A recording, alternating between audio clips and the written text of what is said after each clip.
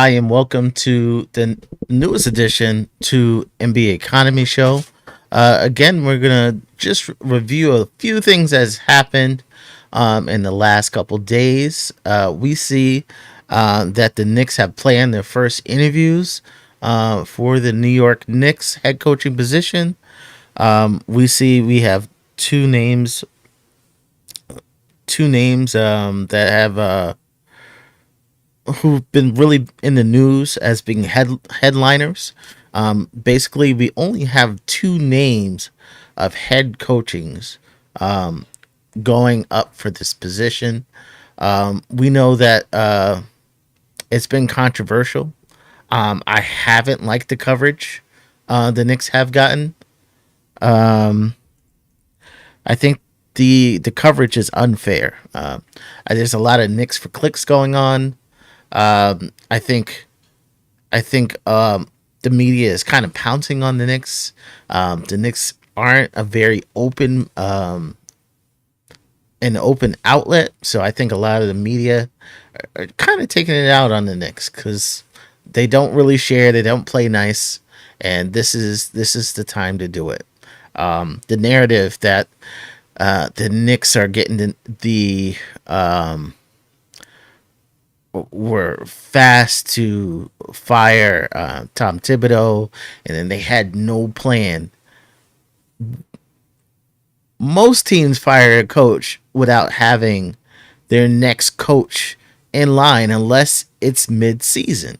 So mid-season, usually your assistant takes over. The Knicks are trying to simply get the best person for the job. And the getting the best person for the job, they have a process. So the process is, hey, we're going to make sure we get the best candidate no matter what. So we're going to contact teams of coaches that we like, contract or not. We're not just going to contact those who we think might be available or contact coaches who may be on the outs, whose job may be in jeopardy. We're just going to say, hey, we like you. Is he available? If he isn't available, no, we'll move on to something different. Then we'll move on to college coaches. That's just the process. I don't like the media saying, hey, they're swinging and missing. They tried to get this guy and they said no. That's not how it works. That's not how it works. I think the Knicks have made some enemies, and then now, once that Jason Kidd information came out, the Knicks were bold with it. Let's not forget the Knicks and the Mavericks have beef. They stole JB from the Mavericks, and the Knicks flaunted it in their faces in a playoff game. The Knicks were bold with it. The Knicks were bold with it when it came to the Mavericks, and this was the Mavericks' time to slam the phone. There has been rumors that the Knicks may circle back on Jason Kidd. I think that's kind of an exaggeration. I think they're oversimplifying what's going on there. The reason the Knicks could technically circle back on Jason Kidd is Jason Kidd is going to use this situation for everything he can. So basically, Jason Kidd could say, hey, the Knicks wanted me. And you know what? You've been putting me through stress. Hey, how about that extension now? Because I'm a hot commodity. Give me more money or give me more power. And if Dallas comes back and they push back and they say, hey, Jason Kidd, hey, I'm not giving you any more money. I'm not giving you any more power. That's when Jason Kidd could put more pressure. And then if they put more pressure, then maybe they don't think he's worth it. Then maybe they'll open up there to the Knicks. But Jason Kidd is going to use it for what it's worth. And then if he applies enough pressure, they might not think it's worth the trouble if he's always going to ask for more money if he just wants more. I think it's an oversimplification when they put these articles out. I don't think they're saying the whole truth. So what we see yesterday, we had a big trade go down yesterday, and let me show that.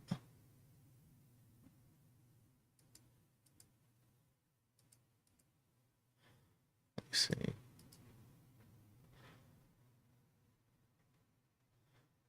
Just gonna.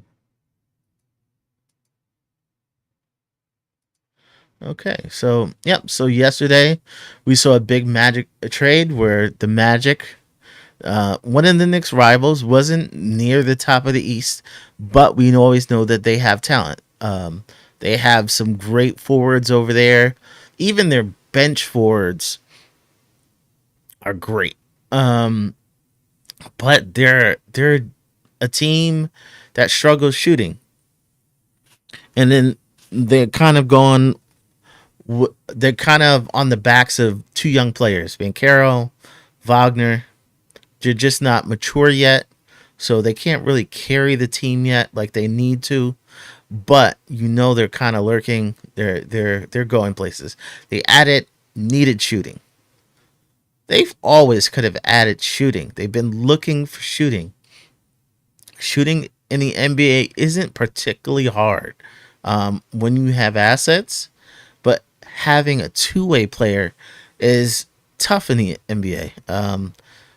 Two way wings cost a lot, and two-way wings are often injured. So last year, we heard a lot of Paul George, good shooter, but older, often injured. So a lot of these two-way wings are going to cost you an arm and a leg. They got the one who was ideal. So the ideal piece cost them.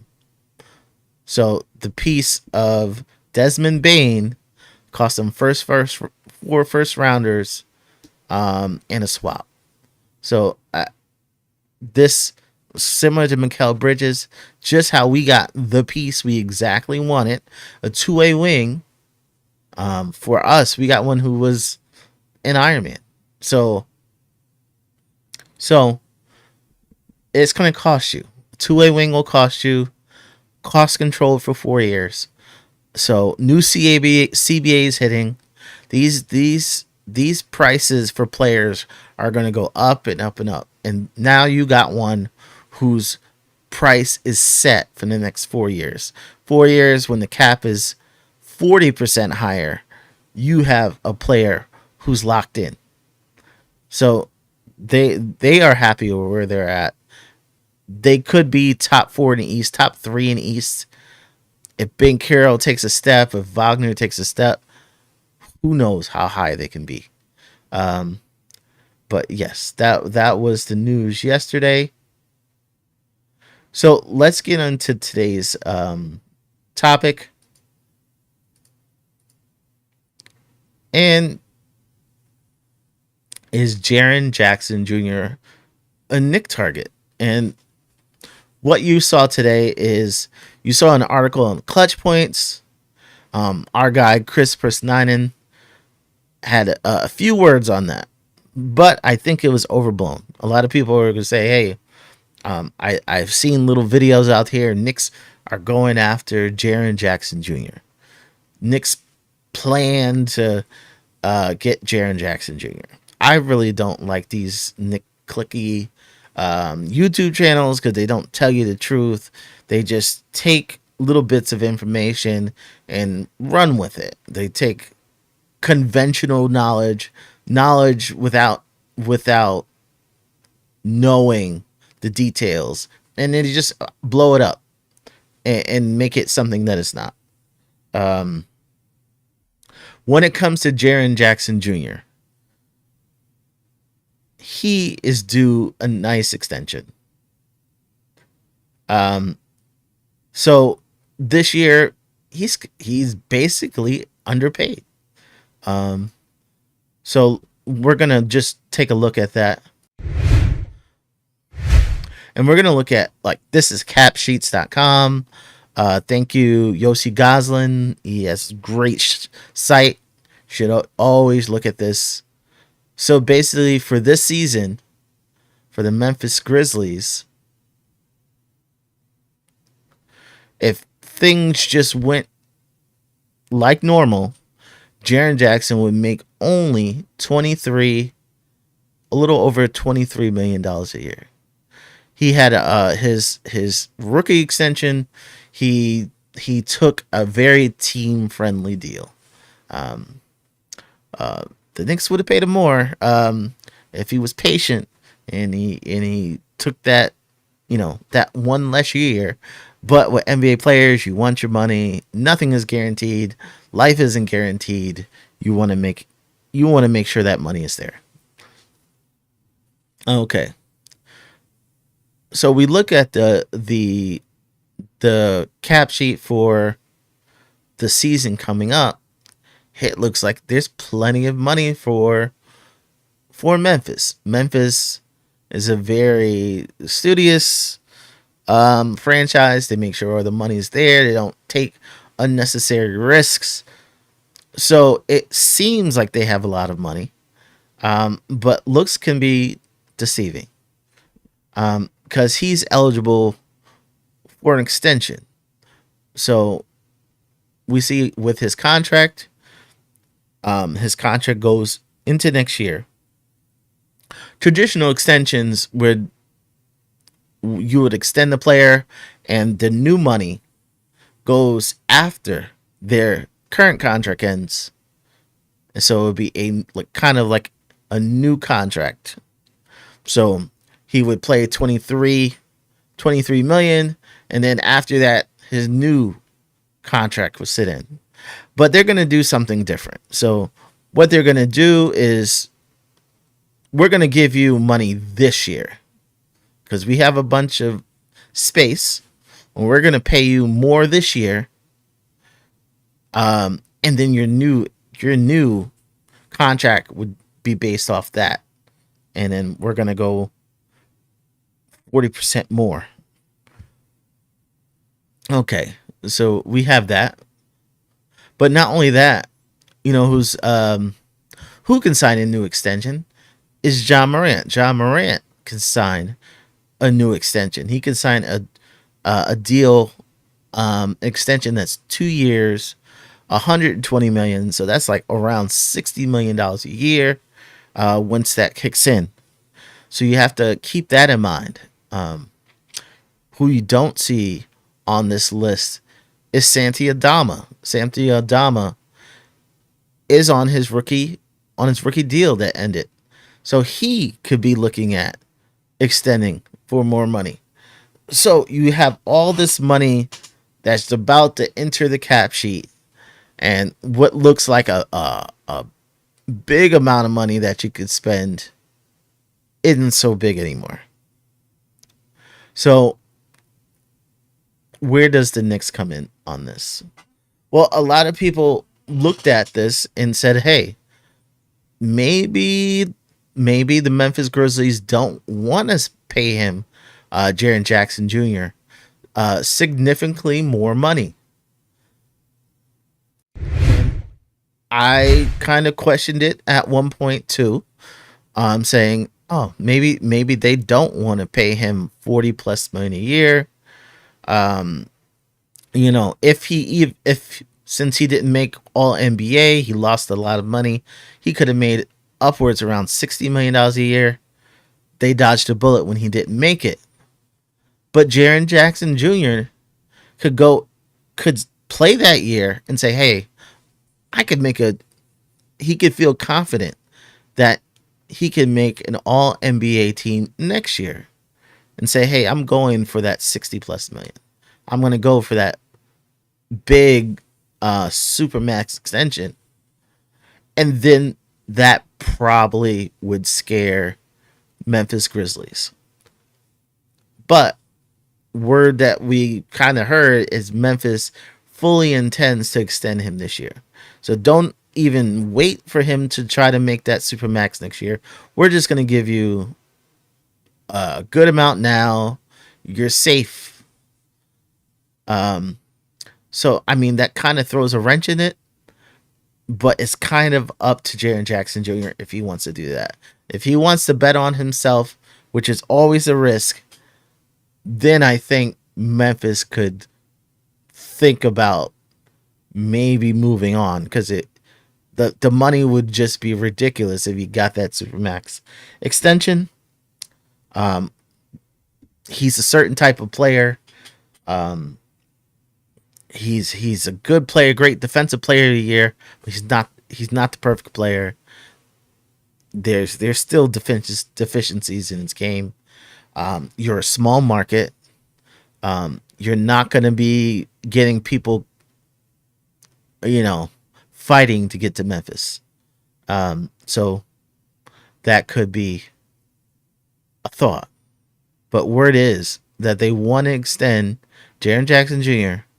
and they want to extend Ja Morant. For the time being, I don't think the Knicks are an option unless Jaren Jackson Jr. is adamant about betting on himself. That's when things could kind of change. Um, what we're so not only Jaren Jackson Jr. We had people talking about Santi Aldama. So what's the plan for Santi Aldama? Because Santi Aldama, decent player, stretches the floor, plays really hard, a nice role player. These type of players get paid in the NBA. Um, these type of players get paid in the NBA. He has room to improve. His role in the Memphis Grizzlies uh, is kind of limited. He's not like a 35-minute a game player. Um, so somebody potentially could pay him more than Memphis thinks he's worth. However, Memphis is already sending signals. Is that they want to sign and trade Santi Aldama. Okay, so Santi Aldama looks like they're not looking to keep him at a price that they're not comfortable with. Unless a team like Detroit, who has a lot of disposable cash, wants to just get him outright and say, hey, we're not going to deal with you. We're going to give him such a large contract that you're not going to match. That's the only way you're going to lose him. You're not going to lose him. You're not going to lose him to the Knicks for $5.7 million. You're not going to lose him to a lot of teams who have $14 million. You're going to lose him to a Detroit who has deep pockets, who's willing to spend more than he's probably worth. Or you're going to lose or Memphis is going to get a chance to send him to a team, that has some money, that doesn't mind being hard capped at the first apron. So, do I think the Knicks can get Santi Aldama? No, the 5.7 won't work for Santi Aldama. He's going to get bigger offers.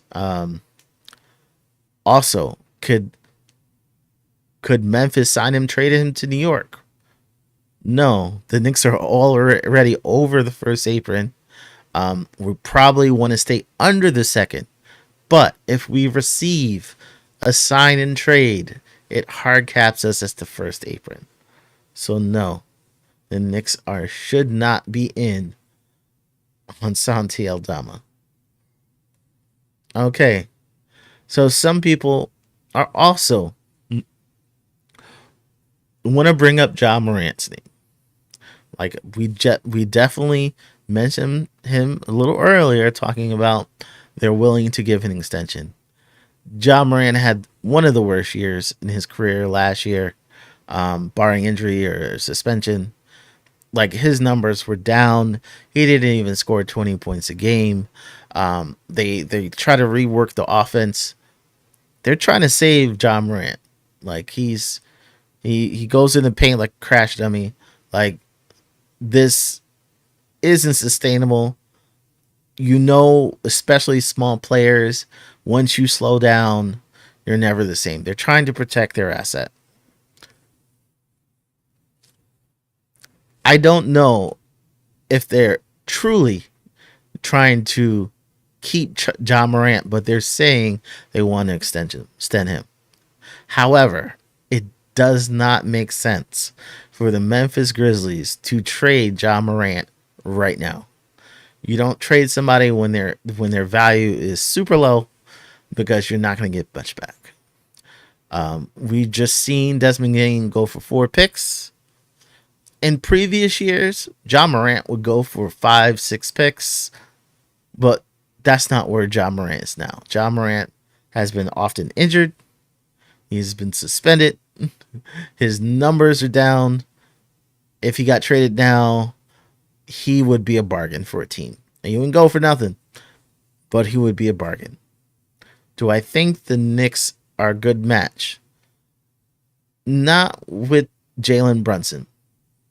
Jalen Brunson is listed at 6'2". John Morant is listed at 6'2". JB isn't really 6'2". He's maybe 6 feet, 6'1". John Morant. That would be a very short backcourt. First off, one of the shortest backcourts in the league.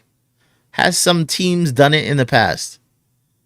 We've seen a couple teams do like a short backcourt in the past. It's tough. It's even tougher when those two small players aren't good defenders.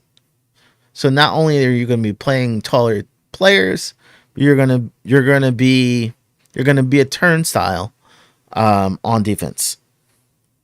So John Morant on the Knicks, I wouldn't look for it. I honestly wouldn't look for it. If the Knicks do it, I would be flabbergasted. I would be shocked. Because it would defy reason. It would defy reason. So the Knicks are very careful. They believe in analytics. I would be totally shocked. Yeah, just wanted to shout out in the chat. We have Just Knicks picks for Timmy. Always got to have you up on the show soon. And Uncle Freezy from Blur and Cheers. Thank you for tuning in. Yeah, so those are those Memphis players. So that's basically what I wanted to say. Santi Aldama is not really a threat to come to the Knicks. Jaren Jackson Jr. is not a threat to come to the Knicks unless he's gonna threaten to play next year and is going for his Supermax. Until then, don't think about it. And John Morant doesn't make sense for the Knicks at this point. If JB wasn't here, maybe you take a risk, but you can't really play those two together. We've already seen our defense has suffered this year. We wouldn't want to make it worse. So that's what I have for today. We do have some upcoming shows. I am putting together a show for draft. So we're not going to only just talk about the 50th pick. We're going to talk general draft. We're going to talk moving up. We're going to talk players to look out for, picks to be bought. We're going to put a nice show together. So I have someone coming in for that. And we're going to interview some other Knicks fans and their ideal offseason. We're going to discuss the rumors coming up. And hopefully I can have a show about some of the coaching candidates. But thank you for joining NBA Economy Show. Um, okay, so what is my information? So I do have a new Twitter, which is NBA Economy, which I'm just gonna post NBA Economy stuff on there. But of course, my regular one, Fritz Handles, will be up there. Please subscribe to this channel. Uh, yeah, we're just trying to get to 1,000 by beginning of next season. Not only that, I do have a Cash App. Not not pushing that, but it really helps make content and the tools to make all this happen. But thank you for joining NBA Economy Show. We're gonna stay tuned, and you have a great day.